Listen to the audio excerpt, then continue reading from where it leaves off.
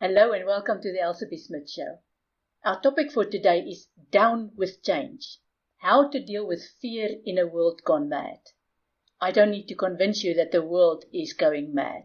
We're all waiting for the next bomb to explode. We're all trying to figure out which is real news, which is fake news. We all are coping with, at the best, to the best of our abilities, with the world gone mad around us. And there is just so much change. Some of this change we can actually see around us. We can read in the newspaper about. We can physically see the results of the change. But there's also another different change happening, whereas we as individuals, we as people are changing. Spiritually, we are changing. We are on a different level. So, the other day I was in the supermarket and I overheard a man saying, "There's nothing permanent except change." I thought, wow, that is profound, except that he wasn't the first guy to say so. The first one to say so was a philosopher called Heraclitus. He said that about 2,500 years ago. At the time, he said there's nothing permanent except change. So what we're experiencing today in the world is nothing new. It's nothing different. It is just a lot more intense. We're experiencing it a lot more intense than ever in the past. We're experiencing it because we're connected to social media, so therefore we know about these changes a lot quicker. We know about it on a much bigger scale, and therefore there's also a lot more confusion being added. That's why we don't know how to deal with this change. You will remember that when we talked about life purpose, I explained that your biggest life purpose is to manage conflict. And with change, there's a difference, there's a discrepancy, a conflict between your inner world and the world and the outer world.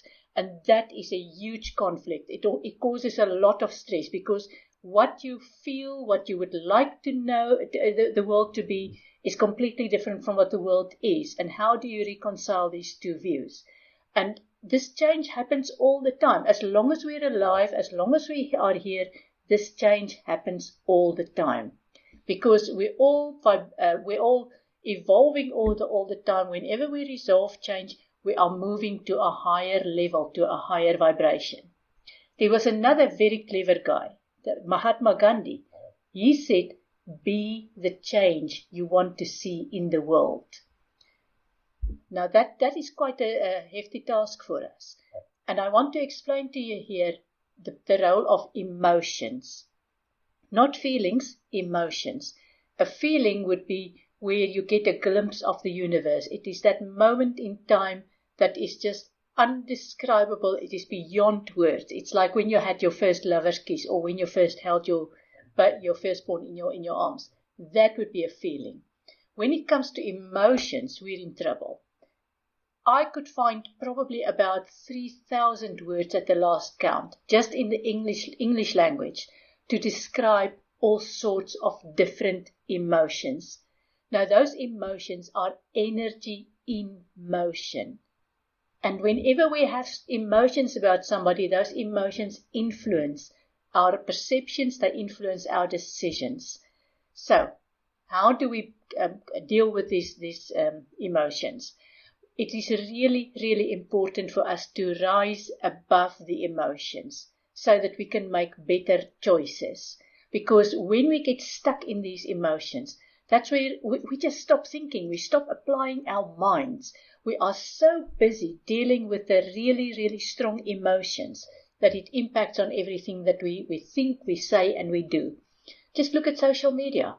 Go onto social media and you will see for yourself how there are angry outbursts, how there are words of resentment, words of regret about past opportunities missed, how people are so hurt, and there's so many misunderstandings, so many differences in the world. And this is where emotions influence completely everything we think, we say, we do. Now, if only we can take the emotions out of the picture, so that we can then just deal with the situation. But that sounds like a tall order, because that really would help us to make far better choices. But I'm going to give you a very, very, very powerful tool for getting the emotions out of the way so that you can deal with the situation, so that you can have a much clearer mind, and so that you can take better action. Now, I have to give you this warning.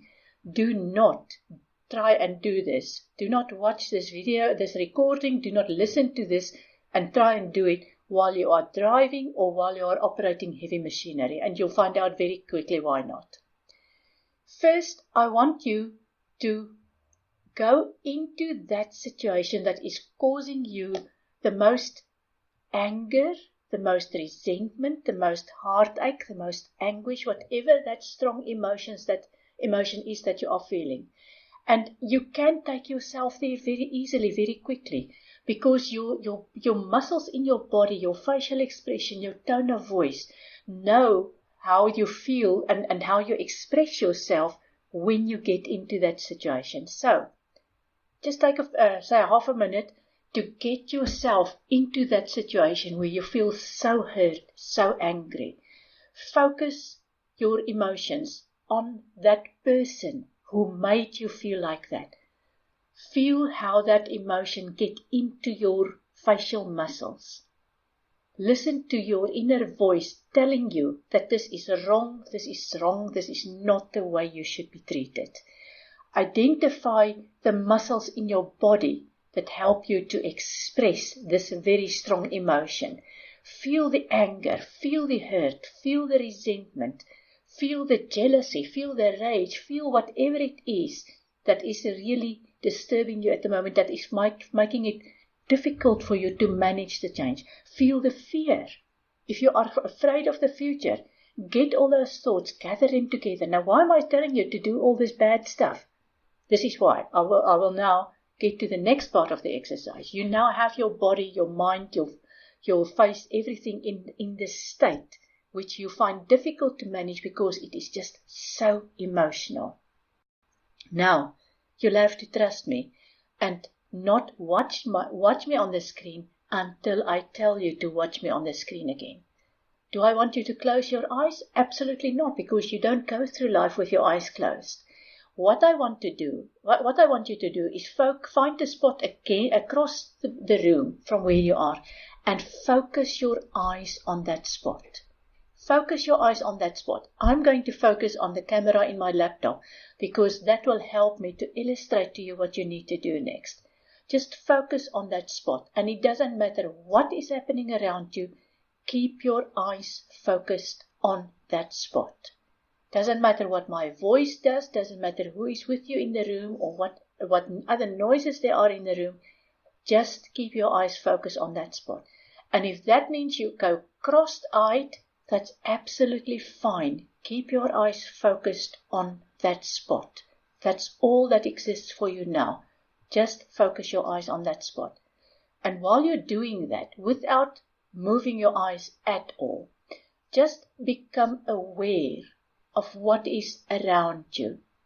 Become aware of any movement to the side and to the periphery of your eyes.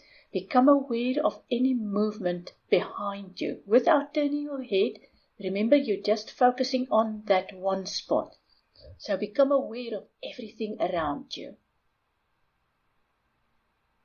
Okay, now that you're aware of everything around you, take your awareness further out. Without taking your eyes off that spot, take your awareness further out. Become aware of any sound, any movement, any person, any noise in the rooms around the room that you are sitting in. Just become aware of that. You don't need to go and check whether you're right. You know you are right because you can just spread your awareness that wide. Now go even further. Go even further. Keep your eyes on that spot. Now become aware of what is in the street outside of your house. Are you aware of people moving there? Are you aware of vehicles moving? Are you aware of animals moving? Are you aware of trees moving, plants moving? Just become aware of that. And now that you've spread your awareness that wide, go another step further. Go to the point where you can become aware of looking down on the street that you live in. Just become aware of that. Can you see the streets around the street that you are living in? Can you feel the movement? Can you feel the people walking there, the cars? Just enjoy that moment. You're still fully aware of where you are. You're just spreading your awareness to a few blocks around where you're living. And it's like you have this extra sensory vision. You can see movements, you can hear people, you can feel the wind blowing. You're just way above your daily existence. And just feel that. Just feel that. You can do this at any time of the day, at any time of the night. You can do it wherever you are. All you need to do is focus your eyes on a spot across from you, against the wall, on an ornament or on anything. And just spread your awareness until you can actually look down on where you are within a radius of about even half a mile. Just become aware of that. Now that you've got that awareness, now I want you to come back. Come back into the room, come back to where you are, and now I'm going to ask you, remember that problem you had. Remember the problem that got your body into such a state. Remember the problem that took over your mind. Now, tell me how serious that problem is. How big is that problem really? So whenever you feel your throat constricts, whenever you feel, this is just too much for me to deal with, do this little exercise. It will take you less than 2 minutes. And it helps you to rise above the emotions. In the process, you dissolve the emotions. You get rid of them. You rise above them.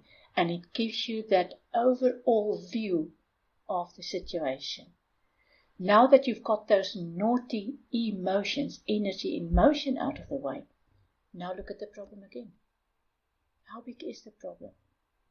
And, next question, what can you actually do about that? What can you sensibly do about it now that you've reached that state of awareness? That's one of the things you can do.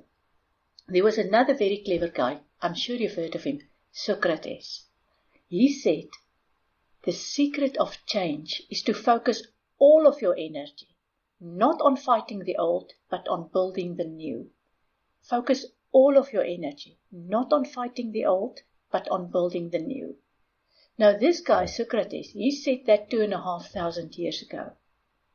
I learned it the hard way, and I'm sure you can learn it as well. Whenever you feel that you focus your energy on what holds you back, you have the power to actually change your mind.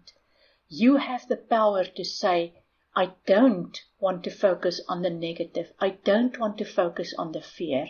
I don't want to focus on the obstacles. What I rather would like to do is focus on a future vision. I want to focus on the ideal. I want to focus on what I would like to have, what I would like to see, on who I would like to be. And the more you do that, the more you move away from the fear, from the anger, from the negative energy, the more you move into the positive energy, the more you move towards creation. Because whatever you focus your attention on, that is what becomes. There's the saying, what you think about and think about, you bring about. So when you feel that you are being overwhelmed by fear, by any strong emotion, do this exercise of rising above the situation. Find a simple solution for what you in your mind have made a massive problem. And then from there, use that same energy to create. How do you create? Daydream. Think positive thoughts. And this is not just positive thinking. You know by now that I think positive thinking is a misguided thing. You cannot just have positive thinking. You have to have balanced thinking. So when you get rid of the fear, when you leave the fear behind, you move into creating with your thoughts what you want.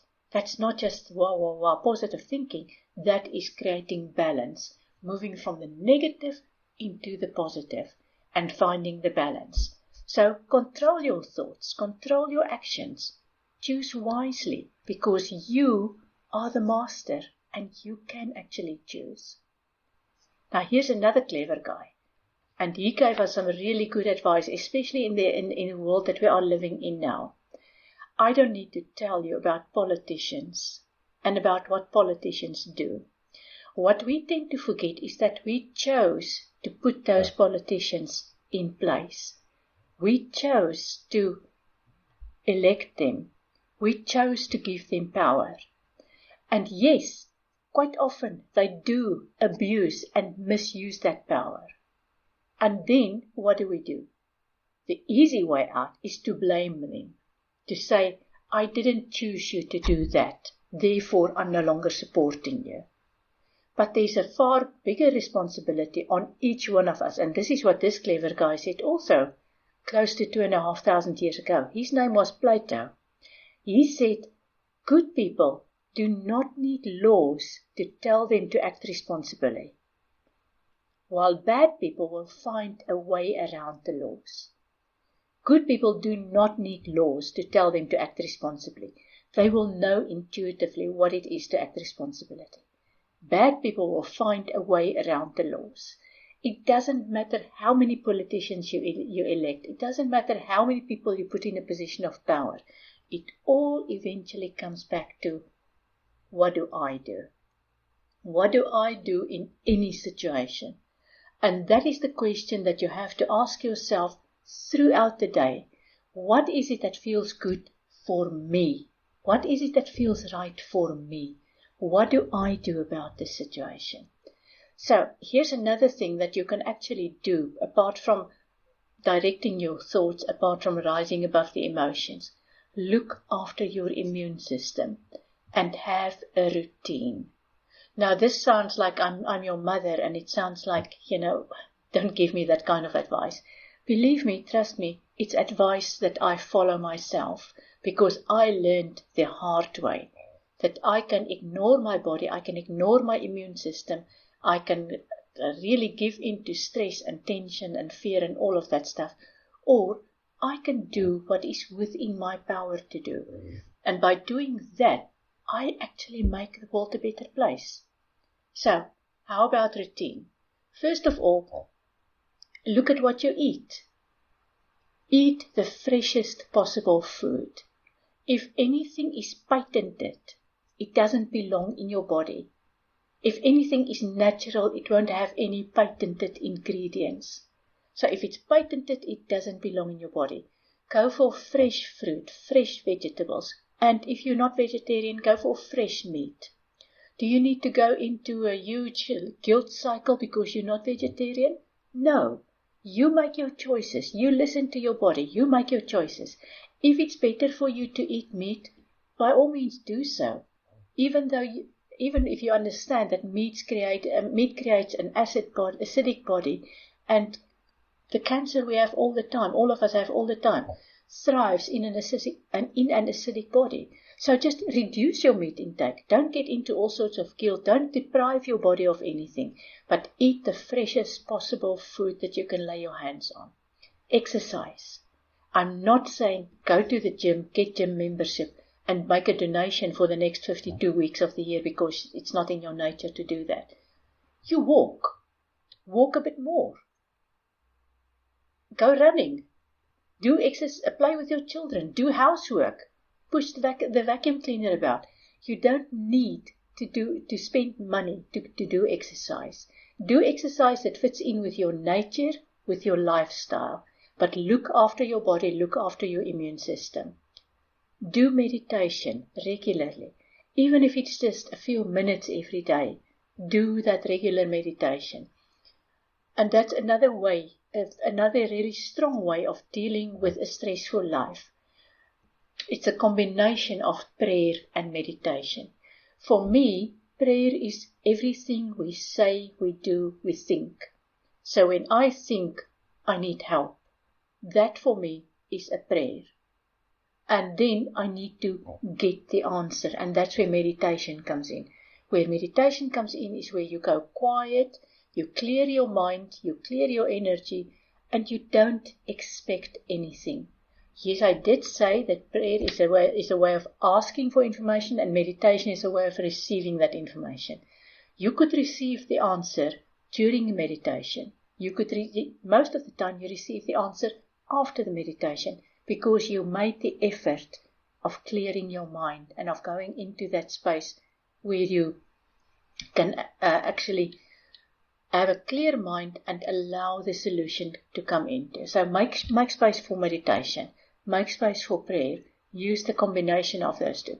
It gives you a connection to all the wisdom in the world, and I'm not talking the planet Earth, I'm talking the entire creation.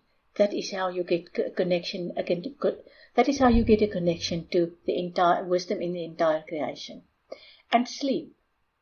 And now you're saying to me, well, I've got so many worries, so many issues, so many concerns on my mind, I can't sleep. You know what? Two things about that. The one is, use this exercise of raising above the emotions. Do that before you go to bed. And the other thing is, train yourself to sleep well. Go to bed at the same time at night. Get up at the same time in the morning. Very quickly your body understands, yes, there's a lot of tension in the world, but I'm in this room, I'm in this bed, I'm in this favorite position, therefore now is time to sleep. And when I find that really works for me, and when I do get totally stressed out, what happens then is that I go to bed, I fall asleep very quickly. I might wake up a lot earlier than normal. And there was a time when I thought, I still wanted to sleep. Why am I awake? And no longer. When I wake up, I try to doze off again. If I do, great. If I don't, great. Then I just lie there and I put on the light and I read a good book.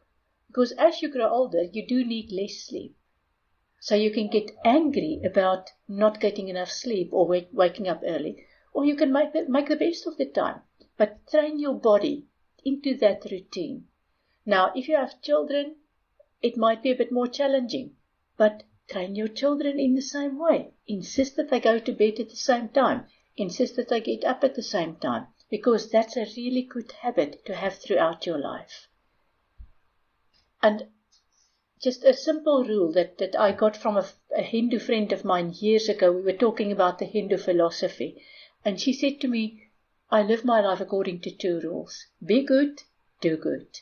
If I have any doubt, I'm saying to myself, be good, do good. Am I following those rules? Just follow them. And I want to end off with a quote from a wonderful, wonderful man that I had the privilege of sharing the same country with, Nelson Mandela. He said, may your choices reflect your hopes, not your fears. May your choices reflect your hopes, not your fears. So yes, we are living in a world where every morning there's more surprises. We don't know what's going on. We don't know what's going to hit us next.